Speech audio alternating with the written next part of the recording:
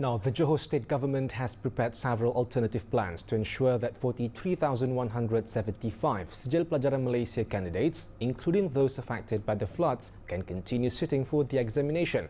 State Education and Information Committee Chairman Aznan Tamin said this includes 16 SPM candidates in Johor who have been affected by the disaster so far, all of whom are students from Sekolah Menengah Kebangsaan Buluh Kasab in Segamat.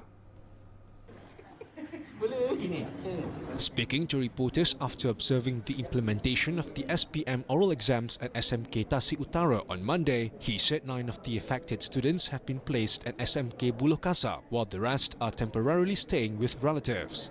This arrangement is to avoid delaying the SPM examinations for the candidates. However, he noted that for the oral exams, the Johor State Education Department can reschedule their exam slots, ensuring the SPM process runs smoothly.